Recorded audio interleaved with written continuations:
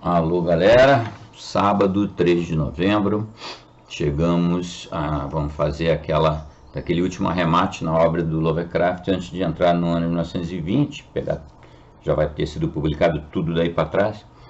Como eu tinha comentado com vocês numa postagem anterior, é uma postagem interessante, diferente, para mim muito diferente, né? Porque eu encontrei vasculhando na internet umas obras que eu nunca tinha lido, e para mim isso foi uma surpresa. Eu sabia que esse tipo de obra existia, tem até outras além dessas, mas essas eu não tenho disponível. E eu achava que nenhuma dessas existisse publicada, mas existem, tanto existem que nós vamos narrar. São 4 microcontos do Lovecraft criança, nem é adolescente, que nem foi a criatura da caverna, né? Muita gente gostou, teve muito like, muita visualização.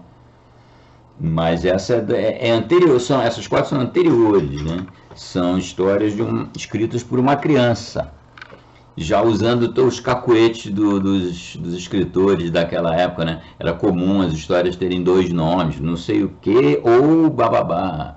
E vocês vão ver assim, algumas dessas aqui. São microcontos, né? Histórias bem curtinhas. Mas dá para reconhecer o estilo Lovecraft já. É bem engraçado. Tem uma lá que é dividida em capítulos, são nanocapítulos. Então tu tem lá, né, a Pequena Garrafa de Vidro, é de 1897. Ou seja, ele tinha 7 aninhos quando escreveu essa história aí. Depois eu vou narrar tudo na sequência, é tudo muito pequeno, né? A Gruta Secreta. Tem nada a ver com a criatura da caverna. A Gruta Secreta, ou aquele esquema, né, que eu falei, a Gruta Secreta ou a Aventura de John Lee. Esse é de 1898, eu tinha 8 anos.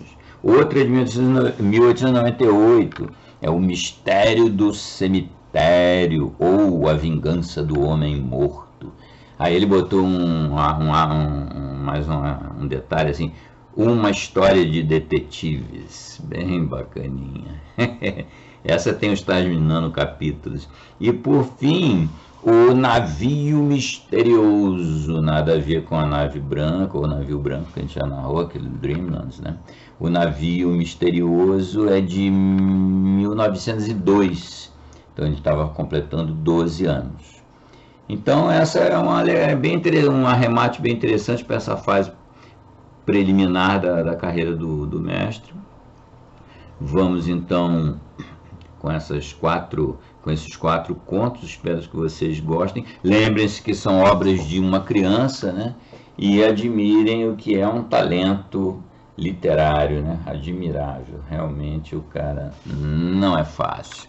Então vamos lá, essas 4 aventuras é o que nós temos para esse final de semana. Um abraço a todos.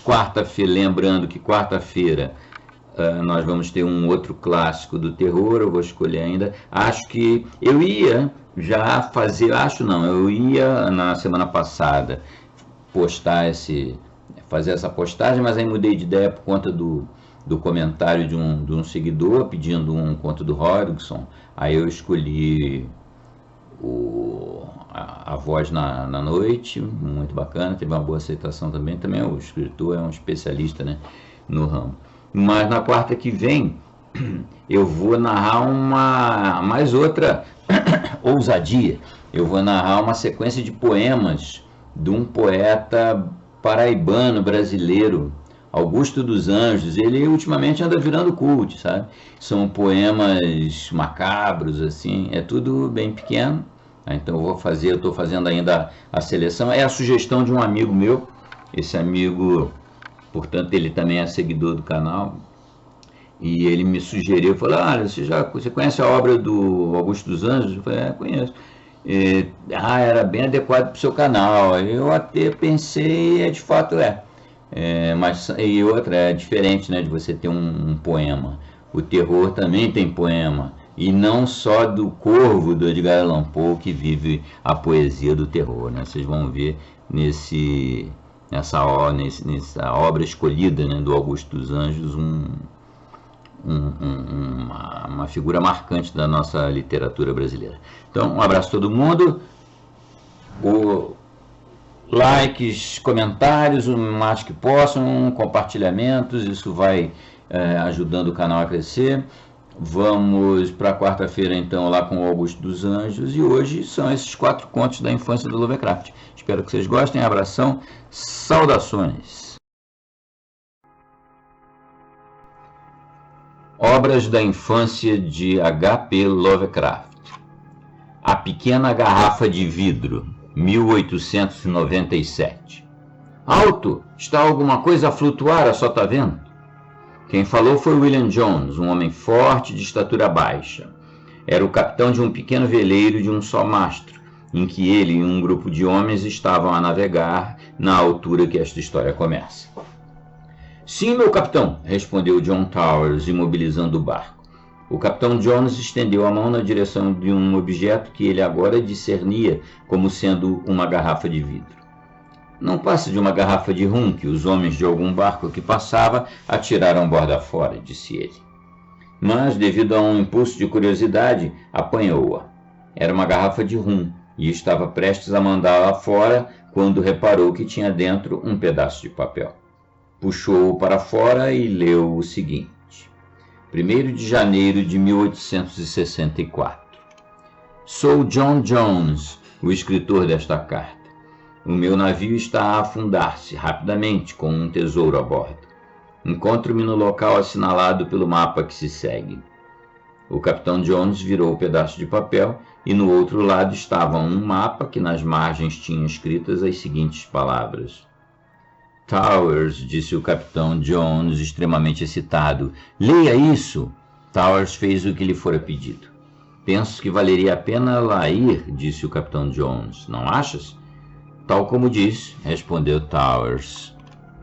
Fretamos ainda hoje uma escuna, observou o capitão entusiasmado. Pois bem, replicou Towers. Então fretaram um barco e partiram, guiados pelas linhas pontilhadas de seu mapa. Em 4 semanas chegaram ao local assinalado. Os escafandristas desceram e, quando subiram, trouxeram uma garrafa de ferro, onde descobriram dentro um pedaço de papel de embrulho com as seguintes linhas rabiscadas. 3 de dezembro de 1880. Como explorador, perdoe-me a partida que preguei, mas é bem feito que não encontre nada devido ao seu ato imprudente. Bem, disse o capitão Jones, ainda continua. No entanto, irei cobrar as suas despesas desde e para o local onde encontrou a garrafa. Penso que será dos $25.000, pelo que encontrará essa quantia num baú de ferro. Eu sei onde encontrou a garrafa, porque pus esta mesma garrafa e o baú de ferro aqui, e depois encontrei um bom lugar para colocar a segunda garrafa. Termino esperando que o dinheiro encontrado cubra parte de suas despesas. Anônimo. Gostava de lhe arrancar a cabeça a pontapé, disse o capitão Jones. Escafandrista, vai buscar os $25.000. Num minuto, o mergulhador subiu, trazendo um baú de ferro, dentro do qual foram encontrados $25.000.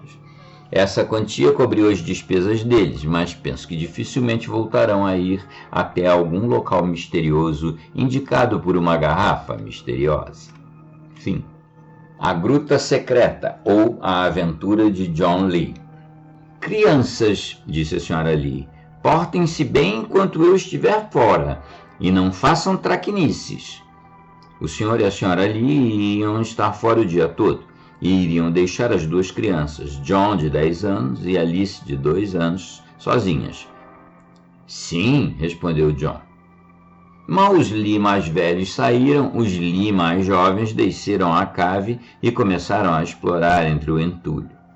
A pequena Alice encostou-se à parede, observando John. Enquanto John construía um barco a partir de um objeto cilíndrico, a pequena deu um grito agudo quando a parede atrás de si se desmoronou. John apressou-se a ir ter com ela e levantou-a enquanto ela continuava a gritar ruidosamente. Assim que os seus gritos pararam, ela disse, a parede caiu. John subiu e viu que havia uma passagem. Então disse para a pequenita, vamos ver o que é isto. Sim, disse ela.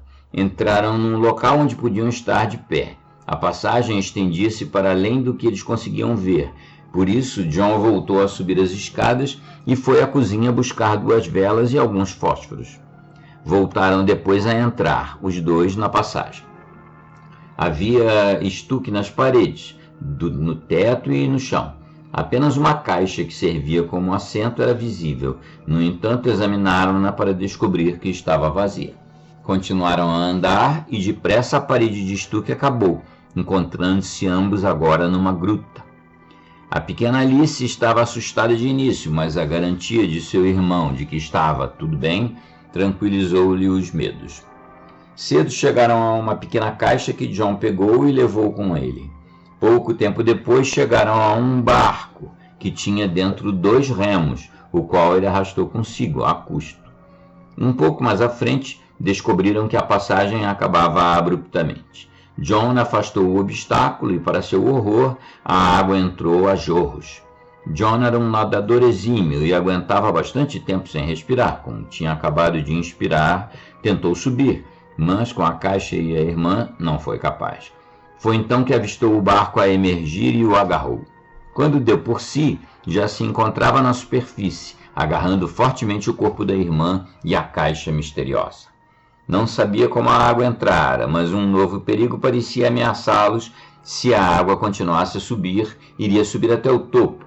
Surgiu-lhe de repente uma ideia. Ele podia fechar a água. Fê-lo rapidamente, colocando o agora corpo sem vida da irmã no banco e trepando depois ele próprio. Navegou pela pavorosa e sinistra passagem abaixo, totalmente escura, com a sua vela a ser apagada pela enchente e um corpo jazendo perto. Ele nem sequer olhou em volta. Em vez disso, remou para salvar sua vida. Quando, por fim, olhou para cima, já se encontrava a flutuar na sua própria cave. Subiu rapidamente as escadas com o corpo para descobrir que os seus pais já estavam em casa. Contou-lhes a história.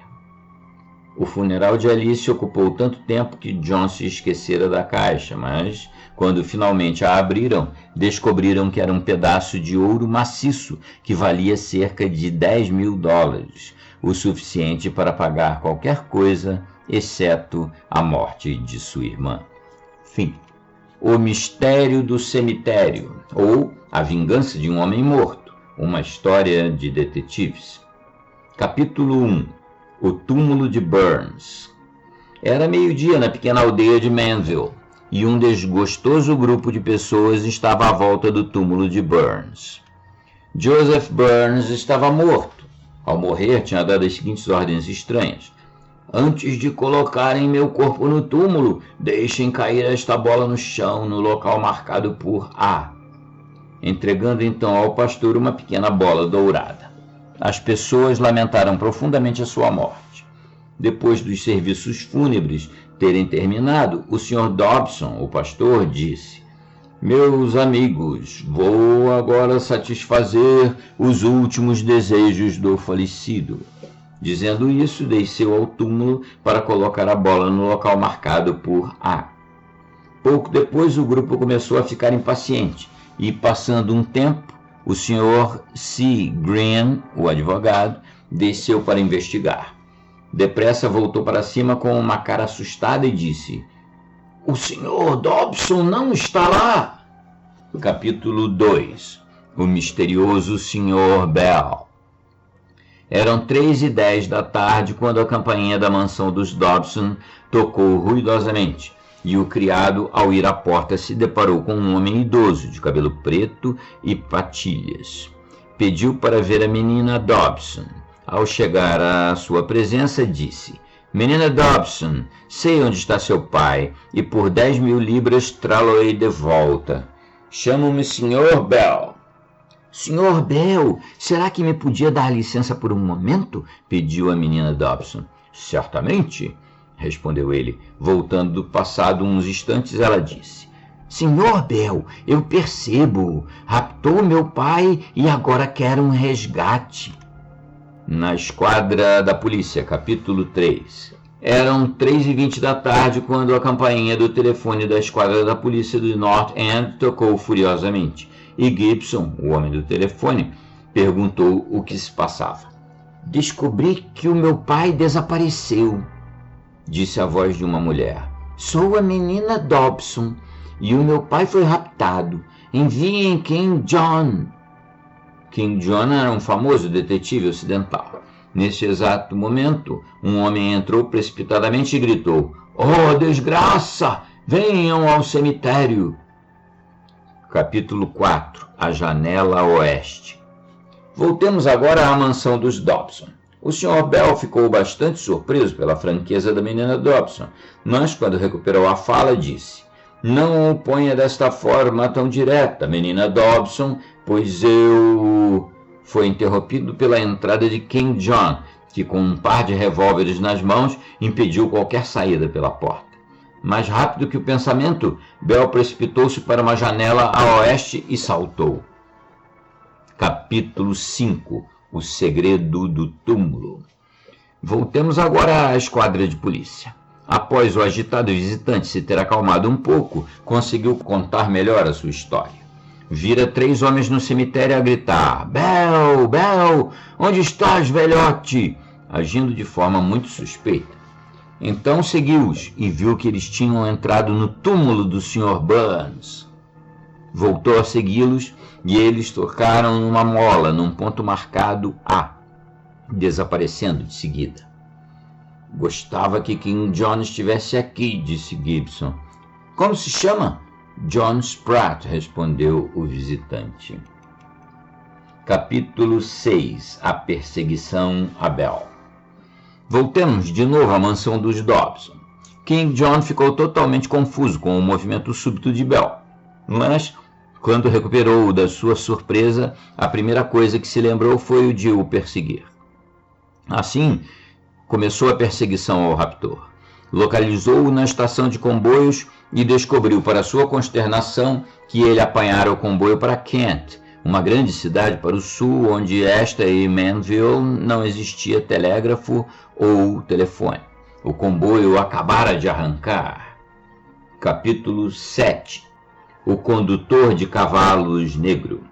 O comboio para Kent partia às 10h35 e cerca de 10h36, um homem cansado, agitado e poeirento correu para a sede da carruagem de aluguel e disse a um negro que se encontrava à porta: Se me levares a Kent em 15 minutos, dou-te $1.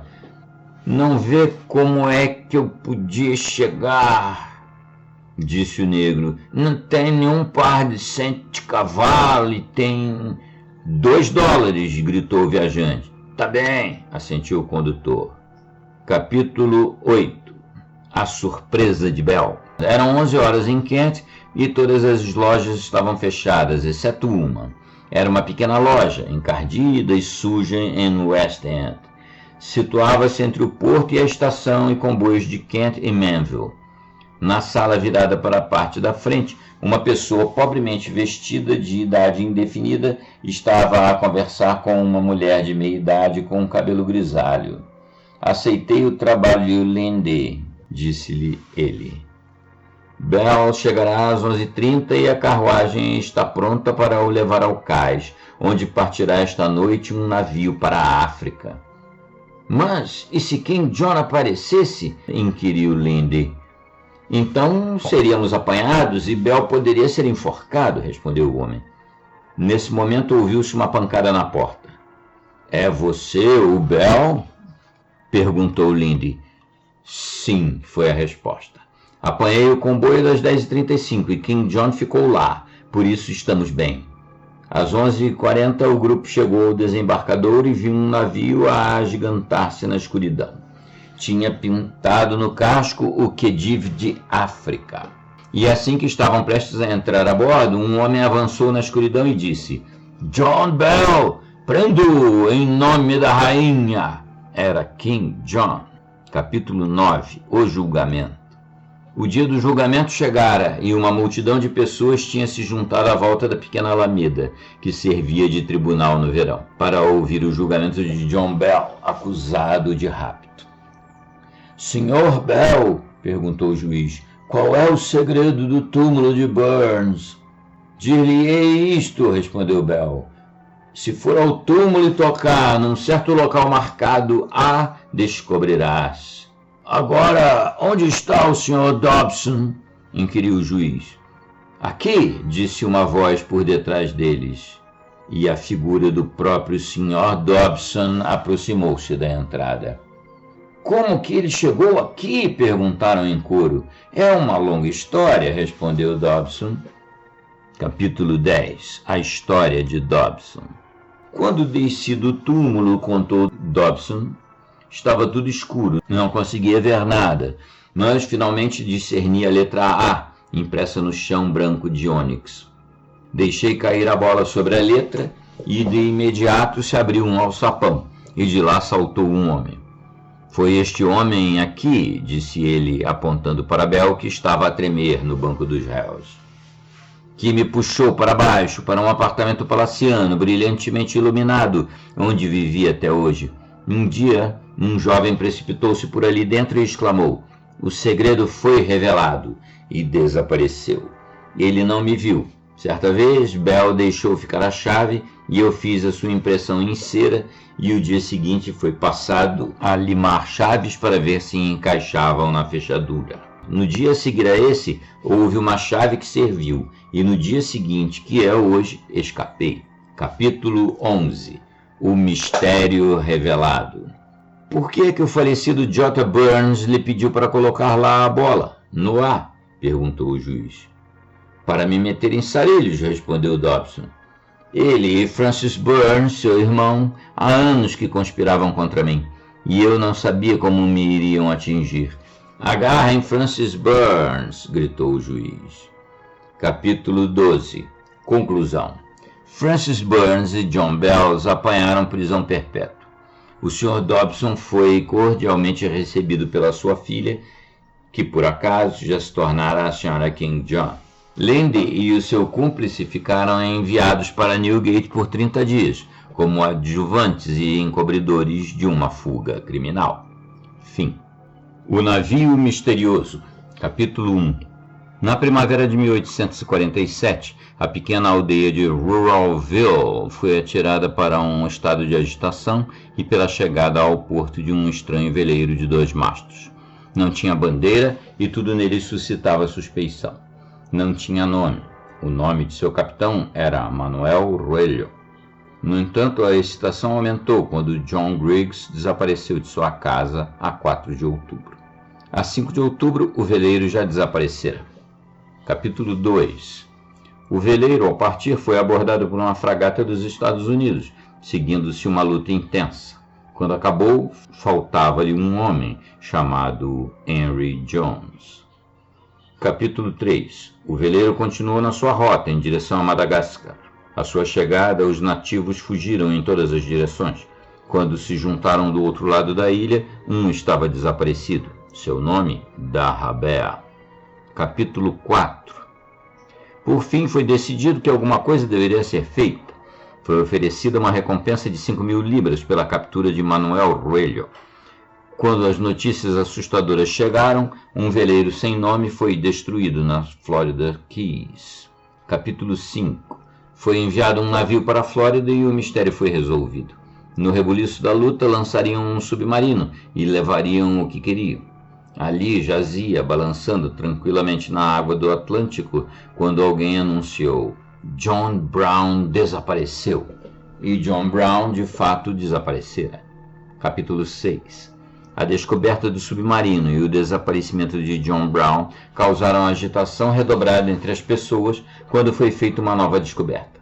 Ao transcrever esta descoberta é necessário referir um fato geográfico.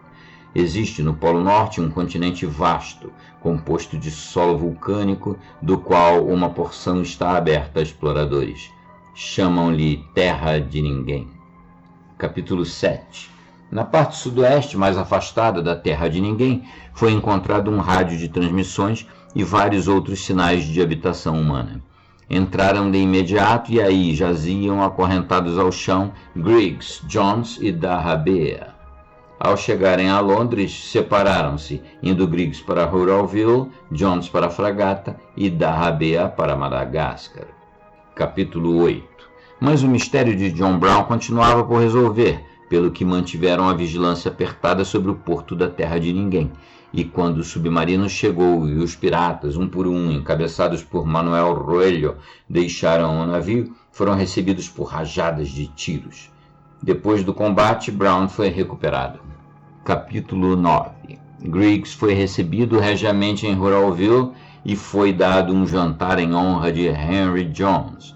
Darrabia foi proclamado rei de Madagascar e Brown foi feito capitão de seu navio. Fim.